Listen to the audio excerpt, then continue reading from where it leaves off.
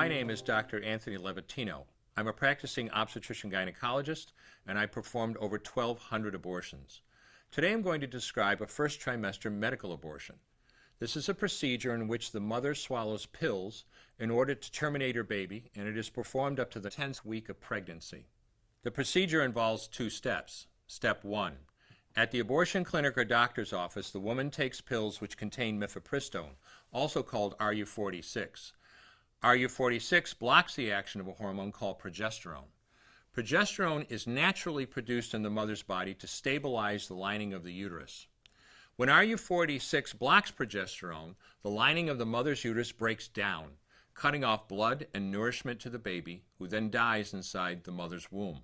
It is important to note that even after it has been taken, it is possible to reverse the effects of RU46 and save the baby if progesterone is administered. The sooner, the better. Step 2. 24 to 48 hours after taking RU46, the woman takes misoprostol, also called cytotec, that is administered either orally or vaginally. RU46 and misoprostol together cause severe cramping, contractions, and often heavy bleeding to force the dead baby out of the woman's uterus. The process can be very intense and painful, and the bleeding and contractions can last from a few hours to several days. While she could lose her baby anytime and anywhere during this process, the woman will often sit on a toilet as she prepares to expel the child, which she will then flush. She may even see her dead baby within the pregnancy sac.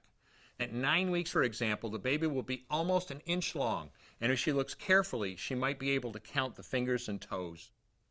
After she has disposed of her baby, the woman may have bleeding and spotting for several weeks. Bleeding lasts, on average, 9 to 16 days. 8% of women bleed more than 30 days, and 1% require hospitalization because of heavy bleeding. The failure rate increases as the pregnancy progresses. If failure occurs, she will usually be offered a surgical abortion. For the mother, medical abortion often causes abdominal pain, nausea, vomiting, diarrhea, headache, and heavy bleeding. Maternal deaths have occurred, most frequently due to infection and undiagnosed ectopic pregnancy. As I mentioned at the beginning, I'm Dr. Antъни Levatino, and in the early part of my career as an OBGYN, I performed over 1,200 abortions. One day, after completing one of those abortions, I looked at the remains of a preborn child whose life I had ended, and all I could see was someone's son or daughter.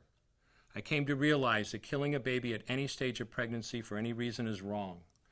I want you to know today, no matter where you're at or what you've done, you can change. Make a decision today to protect the preborn. Thank you for your time.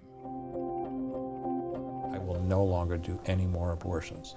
When you finally figure out that killing a baby that big for money is wrong, that it doesn't take you too long to figure out it doesn't matter if the baby is this big or this big or this big or maybe even this big, it's all the same. And I haven't done any since then, and I never will.